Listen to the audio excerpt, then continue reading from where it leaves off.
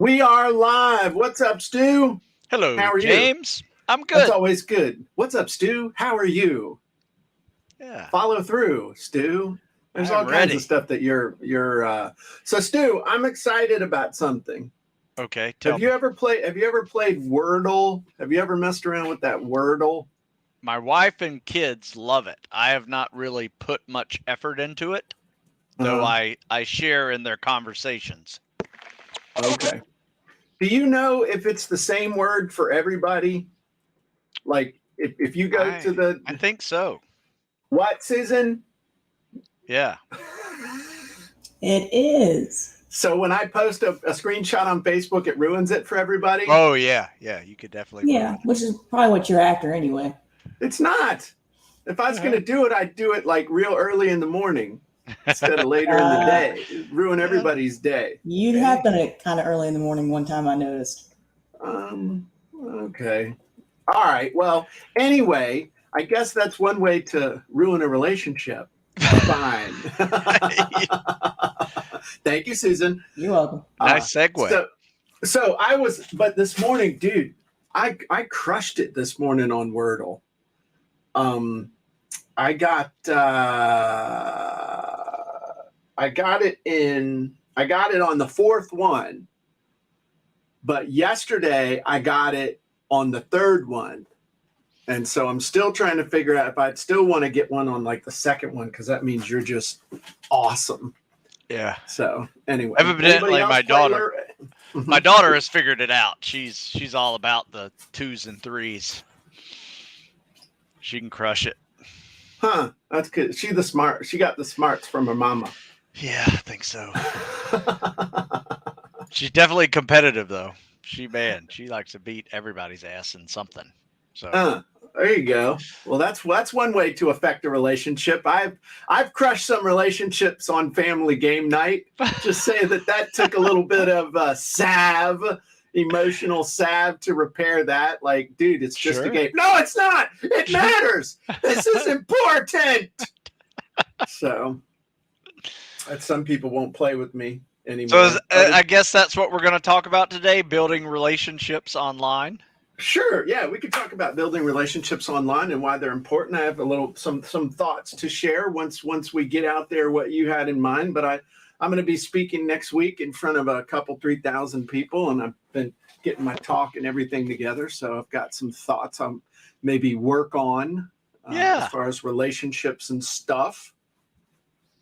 Yeah. But what did you want to talk about building relationships online? You still with that Tinder phase, or what kind of relationships are you talking about, buddy? Yeah, there's multiple ways to do this, and multiple areas in your life where you can build these relationships. I think we should probably stick to the business relationship type, since that's what this podcast is all about. And I've never been on. Yeah, the show is all about. I've never been on Tinder or even understand it. So that's the beauty of on not the phone dating. on the phone that your wife knows about, right? not having your burner to date. phone. No, there you go. Don't know anything about it. I don't either. So building relationships online, building business relationships online might be the thing that we're talking about. And I will tell you this though, Jim. You still need a hook. You still need a hook on those relationships. I thought we were off Tinder. I thought we were off the Tinder about the hooking and stuff. You need a hook that is either a picture or something funny. Typically gets that swipe going. Whatever, swipe right or dude, whatever. What are you even talking about? We're not talking about that. You're obsessing over Tinder now, and you know how it works. Oh, I swipe right, but I don't know nothing about it. I see my kids do it. They're all over it. Your kids are on Tinder? Oh yeah, I got old kids, and they're single. So. Oh wow. Okay. Well, that's cool. I guess. I mean, if you So I'm gonna get away from this because you're really taking this too far, Stu. Okay. So I know. I wanted one that started it. I wanted to throw a curveball at you a little bit. Just see how it It's flows. It's interesting though. Why don't you recount to everybody, because you can, unlike me, who as soon as I hit 50, all of my stories automatically became 400% longer. Oh. I can't tell a fast story anymore. Tell everybody kind of how your and my relationship online started, because we've been buddies now for what, 7, 8 years? 8 years, and we've only seen each other in person once. Yeah. So, anyway, it was a typical business deal. You come on to my PT club, I call you back and say, "Hey, let's do." Oh no, you called me because I was ready to get started. I didn't call you back fast enough in that purchase process. So you called me, and we just started training. And every week, you and I built a relationship 1 week at a time. And throughout the week, you'd pepper me with questions. I'd give you answers, and we just slowly moved progress, whether that was physical progress or our trust in each other's process. And then it started opening up to other areas where I would say, "Hey, I noticed your email address. Tell me about these ebooks that you do." Right. And you were saying, "I got this." And so I tried it, and I'm like, "Oh, this is awesome." And then, you helped me get on Amazon. And, at the same time, I'd never been on Amazon with one of my own personal ebooks at the time. And then you showed me how to get, top rankings on it and all that. And that was awesome. I'm like, wow, he really knows his stuff. And just like you kind of said, wow, he really knows his stuff. I'm doing pull-ups now, and I can run. And when I told him I couldn't run, and I never do squats again. Can't squat. Yeah. I'm doing those things now. So things are progressing together in a mutual direction. Yes. And from there, I felt comfortable enough to say, "Hey, Jim, I have a business idea. And what do you think about, this idea for, DIY media marketing?" And then that has just evolved into podcasting and figuring out the process to do that. And I think our relationship has grown actually because of the podcast and forcing us to communicate a couple times a week. Yeah. And it's just been awesome. Good. Yeah. So I think it comes down to one, dude. Oh my God. This is Wordle. All right. It comes down to one 5-letter word, Stu. This is what it comes down to. All right. And no, it's not Stripe. There are certain words you want to start with to get your vowels out the way. But all right, starts with a V. Can you guess what it is? Value. People want to have a relationship with someone who creates and adds value to their lives. Think about it. So, one of the fastest ways to strengthen a relationship with anybody is to become indispensable. So we as podcasters, we as marketers, by the way, we are marketers who do what we do. I'm a marketer that teaches, I'm a marketer who sells copywriting training. I'm a marketer who sells publishing training. I'm a marketer who has a podcast. Stu is a marketer who sells fitness information. He's a marketer who sells coaching. We are not coaches, teachers, trainers who market. We are marketers who do those things. That's a big distinction. Sure. And so there are actually 3 parts to creating a business that's going to last. Can I go to the big board, Stu? Shall I stand? Absolutely. Let's do this. So there are 3 things that we all need to really focus on in our business. And there are 3 things and only 3 things. How many things, Stu? 3, sir. 3. And those are leads, sales, and relationships. Those are the only things you need to really focus on in order to have a business that kicks ass. Now, when we think of leads, I'll give you one word to think about here: flow. You have to have a constant flow of new blood into your water. Stu, what happens if you don't change or filter the water in a swimming pool after a while? Oof, gets icky. It gets really icky. There has to be a constant and steady flow of new leads into your business. Otherwise, your business will perish. Sales. This is where, no, I'm not paying for this internet with free. Stu doesn't, buy Chick-fil-A every morning with free. At some point, somebody has to buy something from you in order for you to be able to have a business. Even the IRS only lets you have a loss for so many years before they're like, hey, you don't really have a real business. This is BS. And then the third part is relationships. That is the relationship you have with the people who are either subscribers or customers. And by the way, I can sum up sales in one word: offer. Most people think that sales is hard, sales is manipulative, sales is icky, sales is nasty. Actually, sales is really easy when you make someone an offer they can't refuse. At the center of all of this is your avatar, your ideal customer, by the way. All right? Make your avatar an offer they can't refuse, and sales is easy. People will go out of their way to send their friends, will go out of their way to send their customers if your offer is amazing enough. You also need to have a relationship with the people that subscribe and the people that buy, and that comes down to one word: value. Value out, value in. In order to get value in, you got to give value out, which means giving people amazing content, giving them things that make you indispensable to them. Now, does that mean it has to be all how-to information? No. In fact, how-to information is probably the last information you want to give somebody, because until they understand what they want, why they want it, they have the belief that they can get it and faith that they're actually going to, it's on its way. The how-to stuff has no context. So we blow out there wanting to just bury everybody in how-to prove how smart we are, where you're better off inspiring people to get a result, helping them to aspire to be more, to have more, to do more, helping them answer the why in the first place questions, telling them stories, sharing case studies. There are dozens of different frameworks for creating content that will create this value exchange. But what happens is that a lot of people will just focus on one area. So a lot of people are just totally focused on sales, only on sales, sales, sales, sales. Here's the problem. If you only do that, you're like the carnival barker. You're the person selling the mop, the snake oil, whatever, roll out the thing. You're up there pitching the stuff.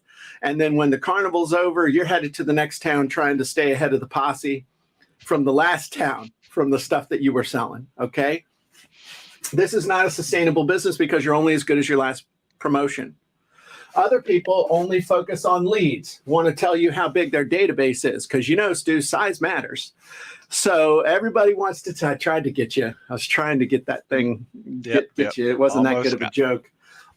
But the problem with just focusing on leads is that if you don't convert them, everybody expects to get everything for free. And then when you do finally try and sell them something, they revolt and lose their schnikey because they expected everything for free. Other people only focus on relationships. This is their main thing. Man, when I get them, man, I work them. The problem is if you don't have enough people coming through, people die, they lose interest, they pay attention to something else, they change businesses, they change jobs. You got to have that flow. This is like the big profitable washing machine of business. You got to have the leads, you got to have the sales, and you got to have the relationships. Now, a lot of people think that you can only do this by starting on leads. It's like, I got to have a bunch of leads first. Then once I've got the leads, then I'll build a relationship with them. And then, so they think it goes this way. I got to get the leads, then I got to build the relationships, and then I got to earn the right to ask them to buy something. Oh, heck no. I'm going to try and say something up front. If you don't buy, I'm going to get you as a lead. Then I'm going to build trust with you by giving you lots of value, but I'm going to keep trying to sell you something. In fact, if you come in through the lead thing, as soon as you sign up to get the thing I'm offering you, I'm going to hit you with an offer right then. It ain't going to be like we're going to date. It's like my buddy Stu Smith talks about swiping right, Oh, yeah. All right, I'm going for the close right there, because a certain percentage of people are like, okay, sure, yeah, I'll take it. Why make them wait? Yeah, I remember I did my very first cruise, the Gym Boat, and we did a cruise, 5-day cruise, all about ebook publishing. And so I had, I think we had about like 25 people there. Susan, does that sound about right? About 25 people were there. And so back then I really knew what I was doing. I mean, this was back in 2005. So it's like 17 years ago or something. So I was real smart back then. I've gotten dumber since, just ask my kids. So, I'm just kidding. I just know how I thought I knew a lot then. Now I realize how much I don't know. Oh, yeah. And so I'm standing up in front of the room and I got this nailed, man. I'm like, I'm going to prove to these people how this sales thing works. So, you got to buy, you started out as a lead, then you bought one of my ebooks, then you bought one of my courses, and now you're here at this cruise, right? Okay. So, no. How many of you, first thing you ever bought from me was an ebook? About a third of the room raised their hand. I'm like, okay, something's not right here. I said, okay, how many of you bought my course? A couple people put their hands up. Like over half the room has not raised their hand. I asked like 3 different questions. Over half the room still hasn't raised their hand.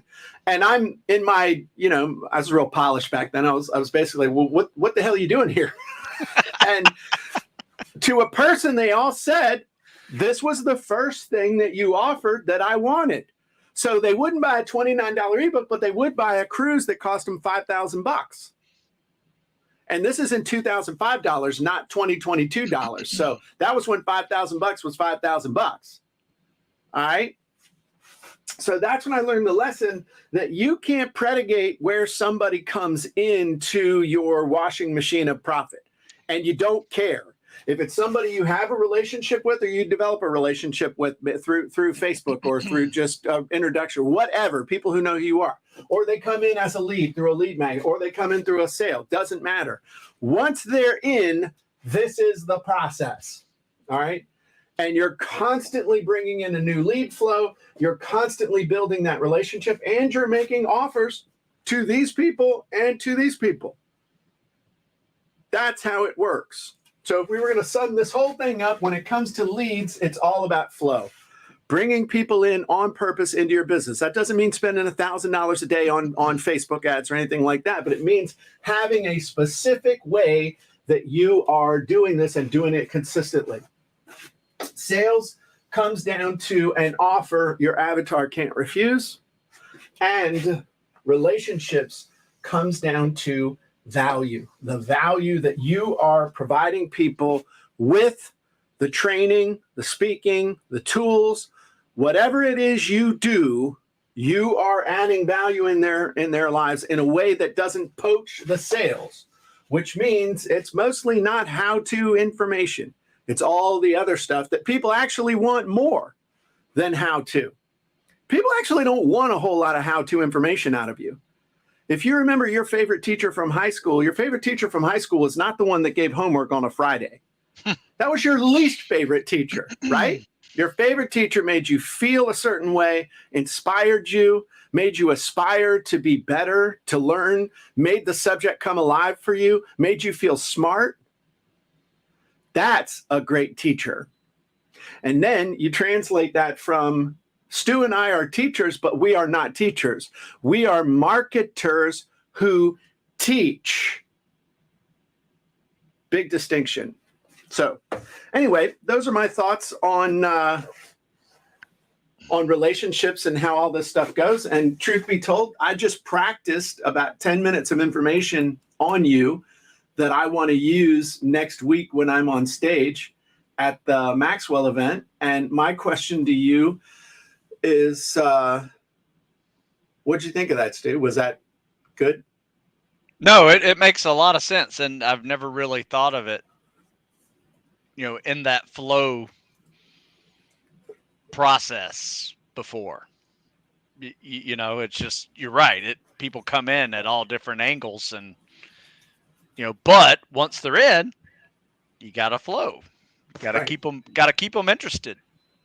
Content, that's where content marketing comes in, and offers at the end of your content. And, One thing I like to do is answer emails. That's probably one of the best ways I build relationships, because I answer value. I answer person's email, gives me ideas to write more content. I even have a fancy email signature, that is all about everything that I do at the bottom. In fact, we can share that at a different event, different show maybe. But yeah, I mean, that makes so much sense, Jim. So, Vicky just asked a really good question. I just basically did the middle part of my presentation for IMC for you. So awesome. I hope you think that's cool. Vicky just said, I'd like to know how free and paid newsletters work in building strong relationships. That's simple. A free newsletter or a paid newsletter is sent to the people that are your avatar, that are in your database, that know you, like you, trust you, and you are using that to keep in touch with them and stay in their lives. One of my mentors, Dane Kennedy, calls it the difference between the welcome guest and the annoying pest. The welcome guest is the person like your neighbor. Like I had two neighbors at the old house. The old house is gone as of this morning. Belongs to someone else officially. Hand them the keys. God bless you. Have a nice day. Had two neighbors over there. One named Sam. The other one named John. Sam was an amazing guy. Always had the perfect joke. Always made you smile. No matter how busy you were, when he came by, it was like, hey, dude, come on up. Would you like some lemonade? Want to sit down? Because I knew he always had a cool story. He always had a good joke. He always knew stuff. Like if I didn't know how to do something, whether it was with a tractor or in the yard or just whatever, he just knew. And so he was always the welcome guest. The other neighbor was like, every time you saw him, he wanted to tell you stuff like there's potholes on the private road. We're going to need to pay to have it redone. So-and-so's not taking care of their yard. All this other stuff. I'm like, dude, we live in the country. Calm down. We don't even have a homeowners association. I shoot guns in my front yard and you're worried about somebody hasn't done their ditch? Come on. And so he wasn't a bad dude, but I just never wanted to be around him because it was just Debbie Downer. And so that's the difference. When you're talking about your newsletter, your content, you want to be the welcome guest.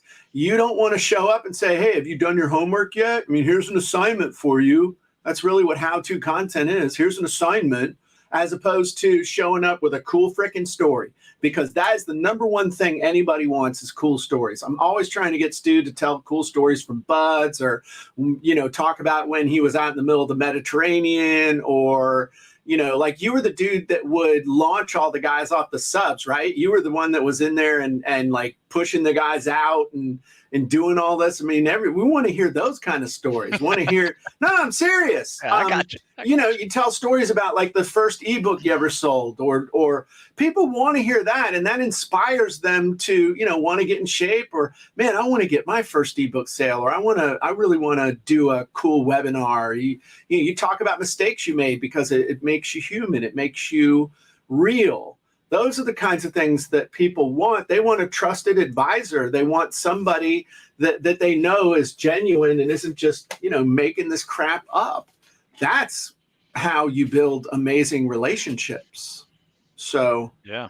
I actually do both, Vicky. I have a free and a paid newsletter. Me too. Yeah. Yeah. It's just a difference of commitment. It's kind of like Stu with his swiping right as opposed to his marriage contract. That's a difference between the free and the paid. I do not. Keith said those are good points. What voice are you using to write your copy?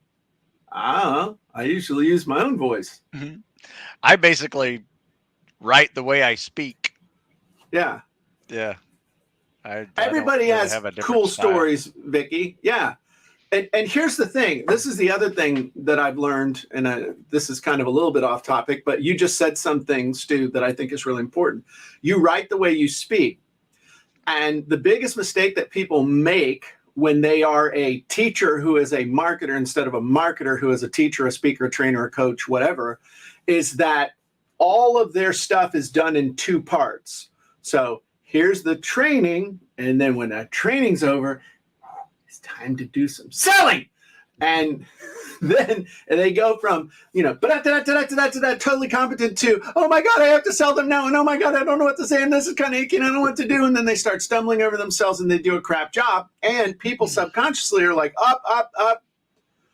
Hold on there, cowpoke. Time to stop. They done stopped with the free stuff. They're going to be pitching. I don't got to pay attention anymore.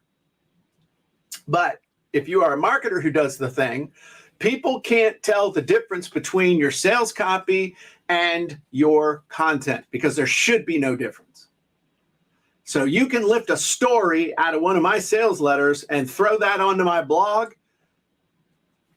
and it would work in either one. You could take something from my blog, throw it into a sales letter, and use it as part of a story or a point or something in the sales letter. Can't tell the difference. That's where you ultimately want to be. Yeah. And you can do both, Vicki. Absolutely. You can do a free one and a paid one. I tell you one thing that's gotten me better at, the throwing the offer, at the end of a live Q&A session or podcast is actually just practicing it. It is not something that comes natural. To me, it didn't come natural to me, but the more I realized I need to close with an offer, that was it just became part of the process. It just became part of the speech. And Practice. You're right. It just kind of flows into, this article that I just basically summarized for you in this Q&A, can be found at stewsmithfitness.com. Check it out. And by the way, if you're listening right now, use Compete 20 code and save 20%. Right. You want to get better. And then you can also get specific. Yeah. One of the things that I've been focusing on called demand hooks, which are short-term hooks. So if you want to get better at pull-ups, you want to get better at push-ups. There's not a single person in your audience who doesn't want to get better at pull-ups and push-ups. No, I'm not, Stu. Nah, dude. Doing all the pull-ups I want. I got all the pull-ups I want. I don't need to do any more. I can do them all. That's right. I can do them all. No. So that's like one of the yeah, gotta have it. And so it's like, if you want to get better at pull-ups, want to max your PT score, want to lower your run time, no matter what it is you want to do, whether it's for police, firefighter, or spec ops, I've got a training program that's just right for you to help you get to your next best level. Check out stewsmithfitness.com. Bam! And they're like, oh, crap, yeah, I'll do it. Love it. That's when I showed up to your website after somebody else was telling in a group how they did something. And I'm like, nah, I just want his most expensive thing.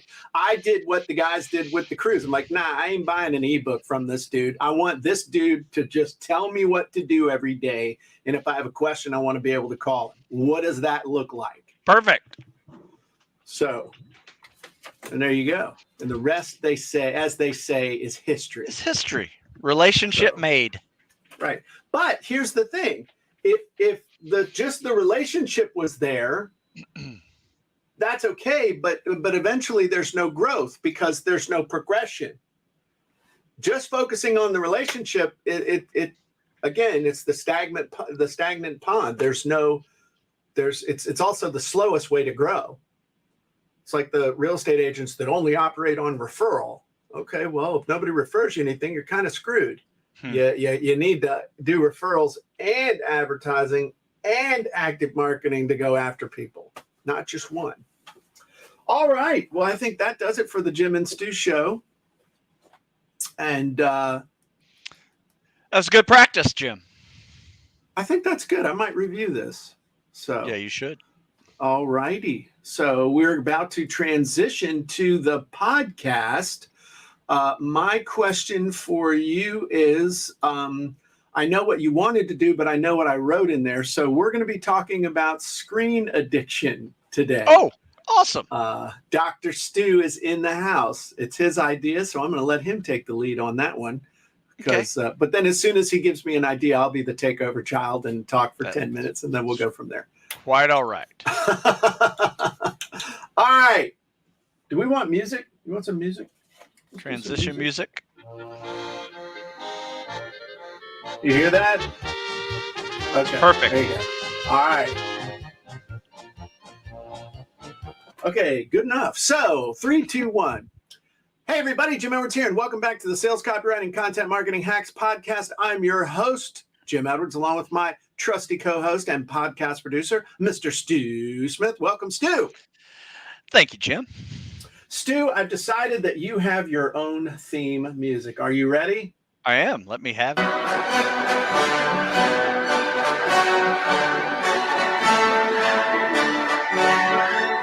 That's what those poor kids every summer that you have all 800 of them and they're out there for that first session of PT. And that is what they're feeling when you get up on that stage and start barking out the PT. That is how they're feeling, like, oh, dear God in heaven, what have I got myself into? But we all know that this is what you're really like. Turn down for what? Turn down for what? So, all right. Well, Stu, let's talk about addicted to the screen. What does that mean?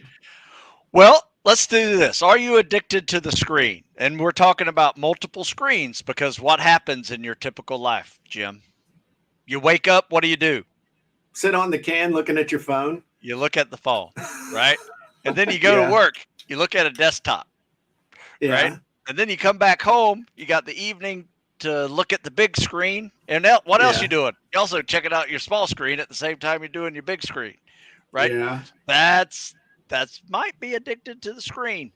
I'm addicted to the screen. Time to put the screen away. So anyway, here's the deal. Okay. Are you having productive time with the screen? That's the biggest question. It's fine to have some unproductive time with the screen. It just has to be, like with drinking. It just has to be in moderation, right? Otherwise, it becomes not helpful. So booze, money, in your screen. Those will show you real character. So how to use it for business and not waste time every day, and to be more productive with technology. That's the topic of today's show.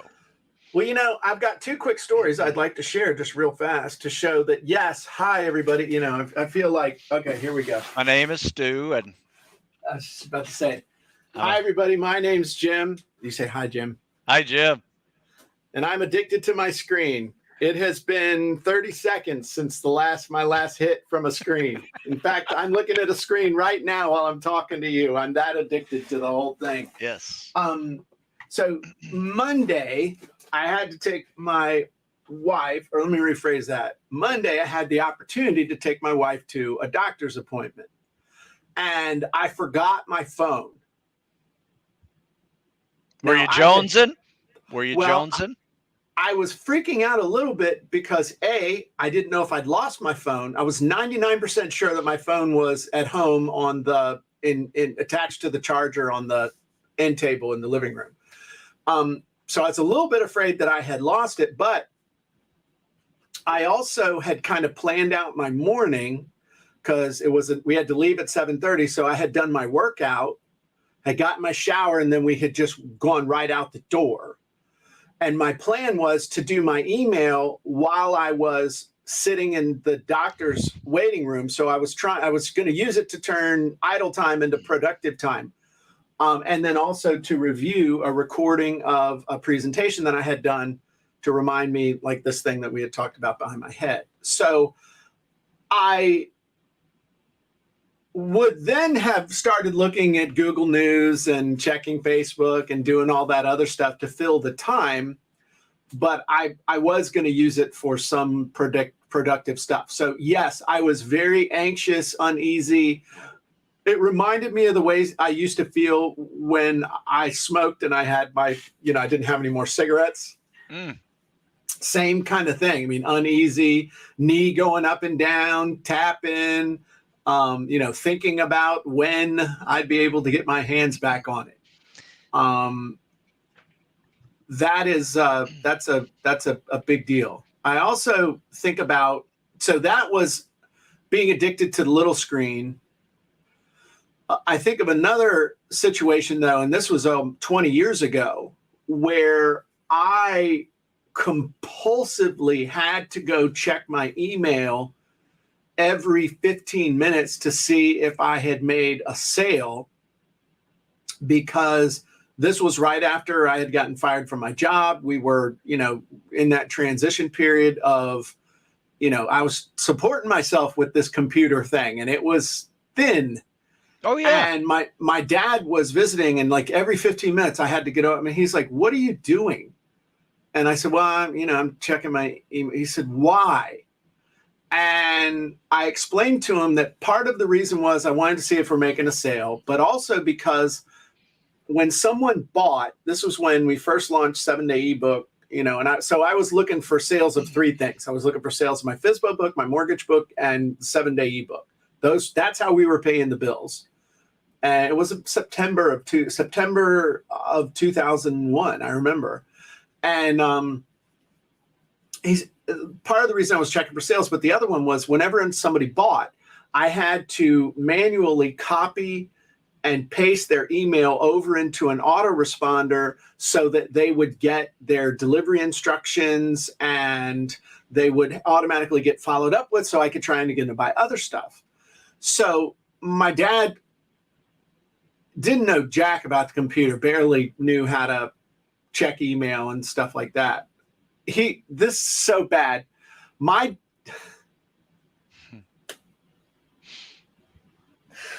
dad, Terry, has always been great at finding online deals. So my dad would find stuff that he wanted to buy online, even on eBay or on Amazon. He would print the item off and mail it to Terry in the U.S. Post Office, so U.S. Postal Mail, so she could order it for him and have it delivered to the house. Wow.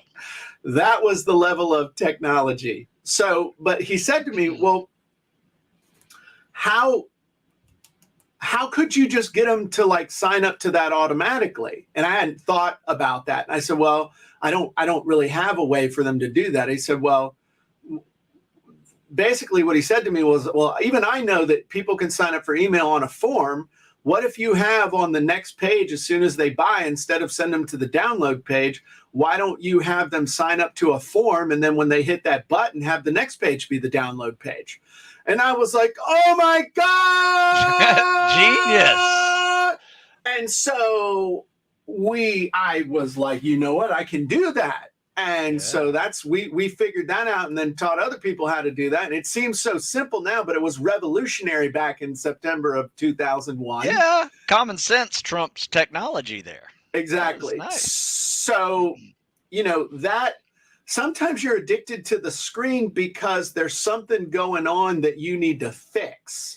It's not that so that's a different type of addicted to the screen than, I just got to get my next dopamine hit from seeing what Kim Kardashian is doing. And I really don't understand why Kim Kardashian's showing up in my feed, but there must be a reason.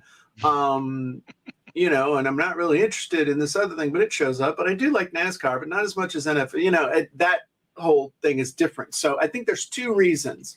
One, we do it because it's an excuse to kill time, because we're not being strategic in our use of time, our resource of time, training ourselves. It's easier to just burn up your life in 15-minute increments. But I think other times it's because there's some problem we need to address that if we do, it would free us up. I'm going to share one other one real quick. Yeah. It's also, that is also a good indicator that you may be able to find a common sense answer to make that process in your business a little more efficient. Exactly. Yeah. And the last thing that I've discovered, which I rediscover about every 6 months. So right now, I'm in the basement of my wife's beach house. Across the driveway is the new Guaranteed Response Marketing World Headquarters, with a 1,500 square foot office for me upstairs. Complete with unicorn cafe and a bathroom with a urinal. Now you'll come visit. So yesterday and the day before, my buddy Dexter came over Monday, helping me get ready for the speech I'm going to be doing at IMC. And so we didn't have enough room to do it here. So there's no internet over there yet. So we were over there, got 3 easels up with pads on them. You know, remember those big paper pads, flip charty thingies? Oh, yeah. Got one over here. And we got a ton of stuff done, like a ton of work done. So yesterday, I've been struggling with this thing I did for you that was like, hey, that's really good. Yeah, that's the result of it being really bad. But yesterday, I had woken up in the middle of the night, just stuff burning in my head. What am I going to, how am I going to teach? What am I going to teach? All this stuff. And so struggle.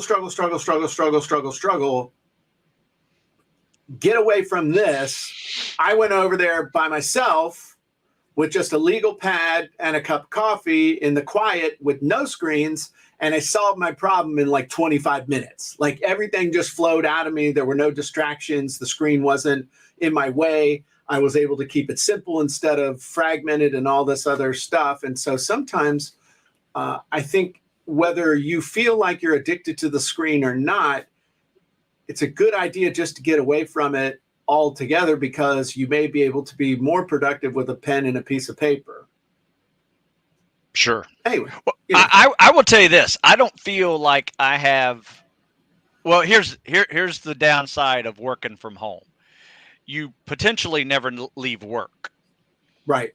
Right. So that can be a middle-sized screen issue at times when you're constantly checking your desktop or laptop, from all different areas of the house.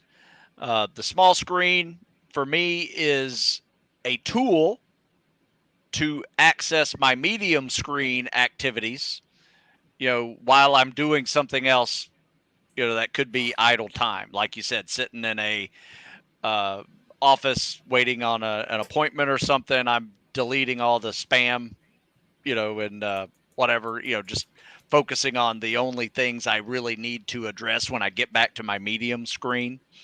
Just little things like that type of use. But I also, unfortunately, when you use social media as a major part of your business, you can go down a little rabbit hole and get lost there for a couple hours if you're not careful. So what I try to do is handle all of that stuff on my medium screen, use my small screen to shorten the unnecessary stuff that I would normally have to deal with on my medium-sized desktop.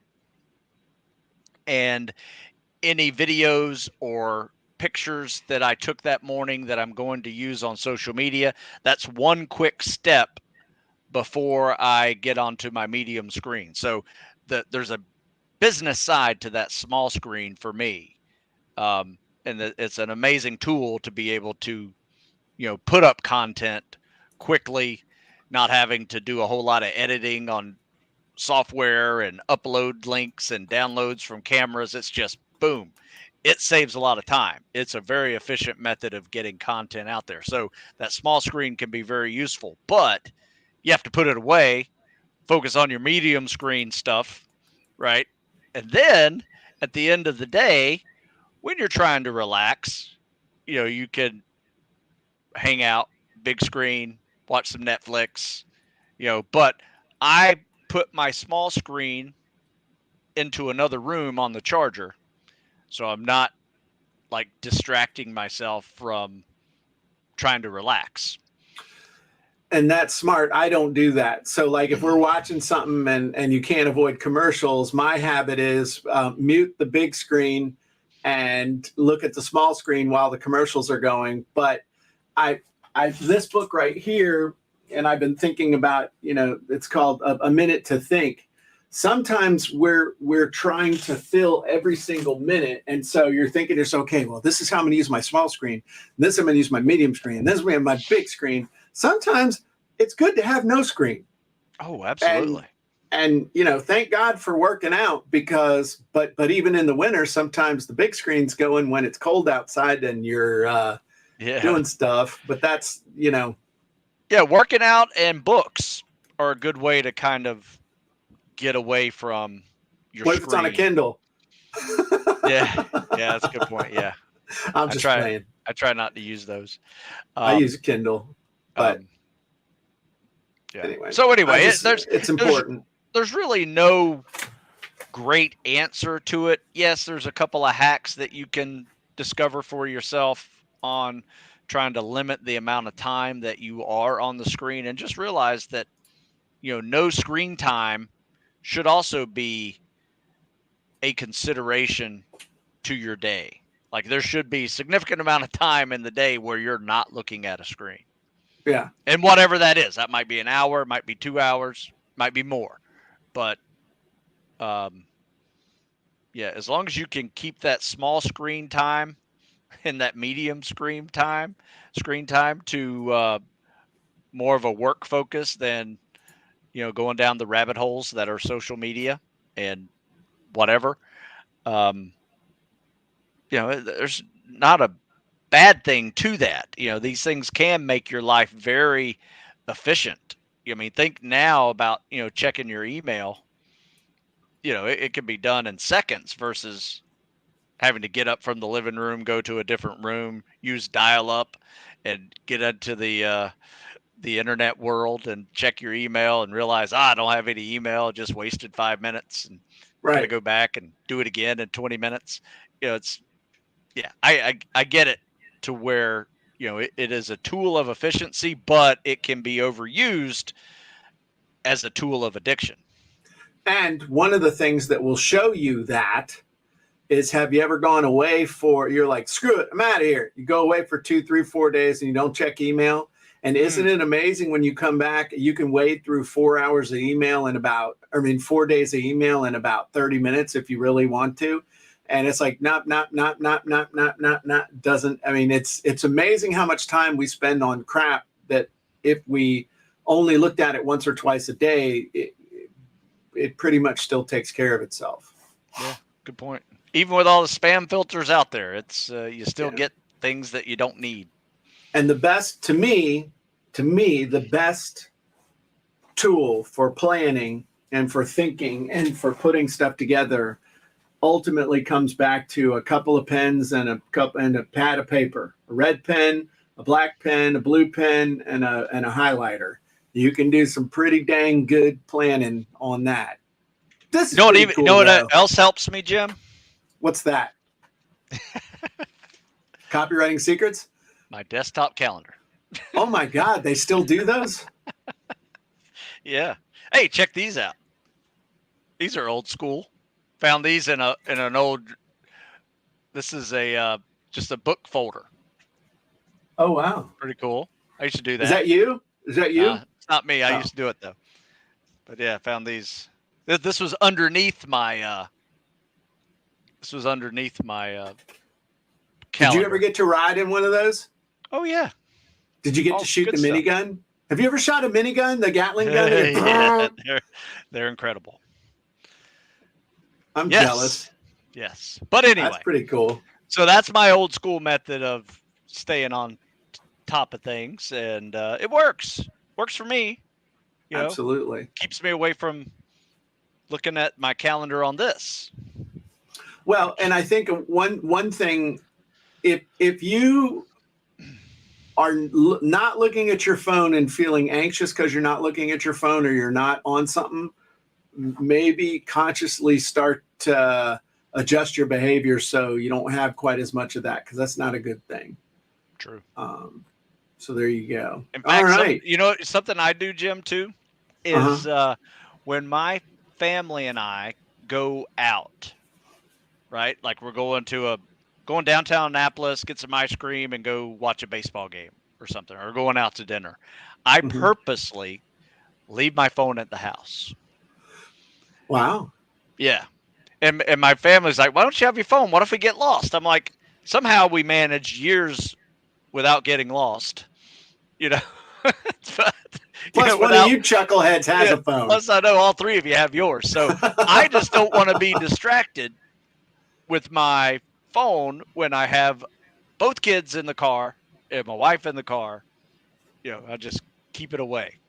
Yeah. And that has been helpful as well. And then when I come back, I got stuff to do because people trying to call me or text me or whatever. I'll answer that later. It's also very rude to be on your phone while you're out in my opinion. It's very rude to be on your phone, checking your phone, looking at stuff on your phone while you're at a restaurant or interacting with people. Yeah. Calls can wait. Yeah. Texts can wait. But that's just me. Calls sometimes I understand, hey man, I've been waiting on this, repairman to call me back for 8 weeks. Yeah, I'm taking this one. Different story. Yeah. Sitting there surfing the web while everybody's sitting there talking, good way to get your hand hit with the ruler from Sister Rosemarie from the first grade. Yeah. So the one with the metal edge on it, remember that one? That little 1 foot one with the metal edge. Oh, yeah. It had the holes in it to cut down on the wind resistance. Whack! Anyway, all right, man. Well, this was good. I want to say hi to Carlin, our fellow screen addict. Hi, Anna. We're doing great. I will see you soon. Keith, everybody, thanks for kicking in and saying hi. So telling us it was a useful discussion. So we will not be doing this next week because about this time, actually, I will be on stage at IMC. So I think I'm speaking at either 9:30 or 10 o'clock, somewhere around there. So that's where I'll be on this day at this time. So we will see you in a couple of weeks. So nice work, everybody. Nice work, Stu. Thank you, sir. If the folks want to get in shape, what should they do? StuSmithFitness.com. Read some articles, find an ebook, book. And if you want to get better, if you want to do more push-ups, more pull-ups. Yeah. Best shape of your life. That's right. Check out my coaching. That's right. Absolutely. I will vouch for that. So, all right, everybody. If you want to learn how to write amazing sales copy, go to copywritingsecrets.com. Get a free copy of my international bestseller. All I ask you to just pay a small shipping and handling to show me you're serious. And you don't get the hard copy, though, only the paperback. So everybody have a great day, and we'll talk to you soon. Bye-bye.